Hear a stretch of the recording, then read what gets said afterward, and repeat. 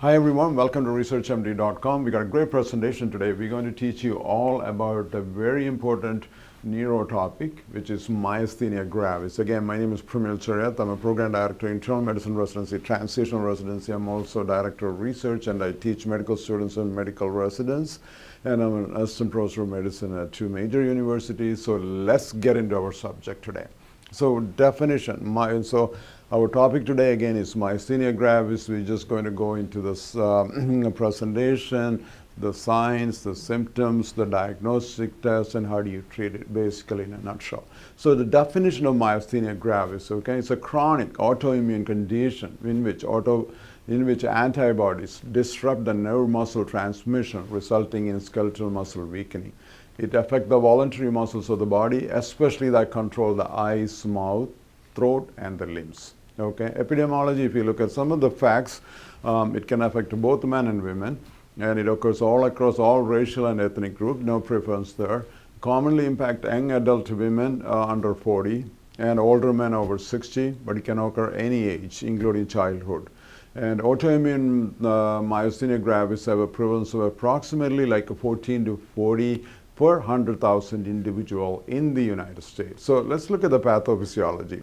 It's actually an immune reaction, an abnormal immune reaction, if I have to call, okay?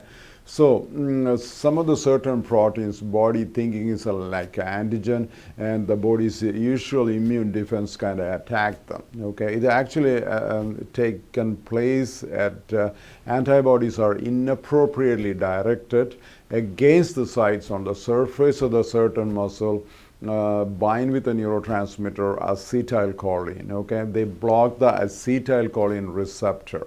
So the muscle weakness happens. So there's going to be a decreased number of acetylcholine receptors are available. It is required for the functioning of the muscle, okay? So the problem is it causes failed neurotransmission at this neuromuscular junction because of the acetylcholine receptor blockade. Remember that. Now, past medical history always asks the patient if they have other autoimmune diseases like lupus, rheumatoid arthritis, or Graves' disease. Okay. Now, what are the signs and symptoms of myasthenia gravis? Because it's very important to diagnose. You have to have like a complete history, physical examination. The hallmark is the muscle weakness. It worsens after a period of activity, improves after periods of rest. Always remember, it worsens with activity, improve with the rest. Okay, usually like the symptoms in the later afternoon can have more symptoms and all that. So the first symptoms is like weakness of the eye muscles called ocular myasthenia. Okay, and then drooping of the both eyelids, or is single. It could be unilateral or bilateral. Okay, blurred or double vision, and change in the facial expression, difficulty swallowing, and of course in the later stage is going to be shortness of breath, and the impaired speech, weakness of the arms, hands, and the legs, and the neck. So how do you diagnose it? Pretty much a clinical diagnosis is very important. So taking a good history and the physical examination and all the signs and symptoms we talked about it, okay? And there's something called ISPAC test, an EDROPHONIUM test.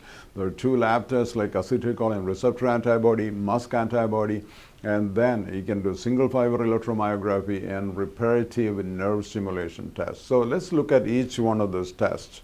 Okay, what is ISPAC test? This is one you can do at the bedside. You take a surgical glove, fill with the ice, and ask the patient to close the eyelid, and then put it on there for like 2 minutes. And then after 2 minutes, you take it out, and you see the improvement of ptosis. Then it's a positive test. So we put the sensitivity and specificity, pretty good test. Sensitivity is 92%.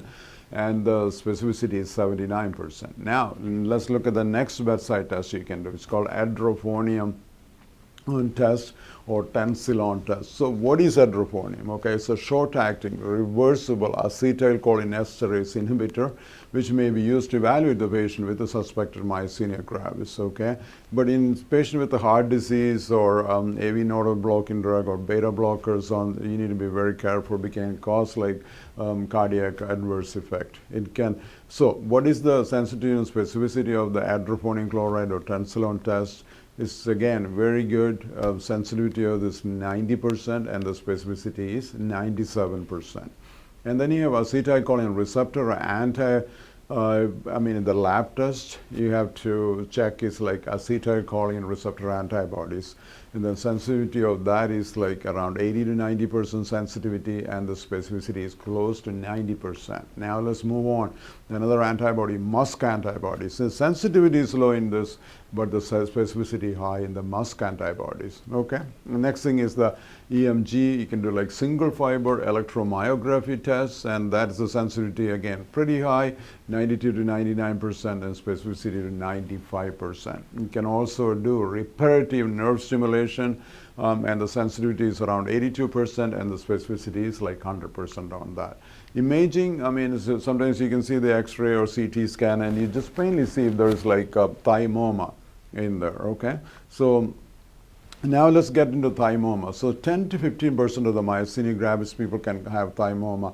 So if they have THYMOMA, the next step is like you recommend thymectomy. Studies have shown improvement of symptoms after thymectomy. It's a very strong evidence-based recommendation, remember that. And the treatment, you know, the main thing is like anticholinesterase drugs or cholinesterase inhibition. That is the main thing we do is pyridostigmine. Okay, you do 30 milligram 3 times daily, and then even the severe or like in worsening cases, there is a role for like IVIG and plasma exchange. Okay, thymectomy, we already said if there's THYMOMA, it's recommended you do thymectomy. And the newer drug, very expensive, like CHLORIDE is there, and then you can have physical therapy to help with the symptoms. So yeah, another important thing, when the patient like this come in, we need to make sure they don't go into a myasthenia crisis, which can have like, you know, deadly effects on the patient. So be very careful. Always kind of look for, is this patient have myasthenia crisis? If it's myasthenia crisis, you need to admit the patient to the ICU and take care of that. So what are the symptoms of myasthenia crisis? Okay, first you do the forced visceral capacity. That's, you know, ask the patient take a full deep breath and blow it out. And then if it is like less than 1 liter, you have to be very careful. That's myasthenia crisis. Negative inspiratory force, you can ask the patient, really suck it in, take a deep breath, so you can find out what is the negative inspiratory force. If it is less than 20, you have to be thinking about myasthenia crisis. If the saturation becomes like, I mean, or oxygen level in the blood, if the PO2 is less than 76, you should be worried about. Recruitment of accessory muscles for respiration with the shortness of breath, that's another sign. Difficulty counting to 20 in a single breath after take a deep inhalation. So ask them to take a deep breath and try to count. If you cannot count to 20, that's again a bad sign. This all describe the myasthenia crisis. Then you have to admit the patient to the ICU, start IVG or IVIG or plasmapheresis. Okay. Thank you so much for watching. A great important topic. Always remember the tests and the sensitivity and specificity of each test. And please join us for next presentation. Please subscribe to our channel. Thank you very much.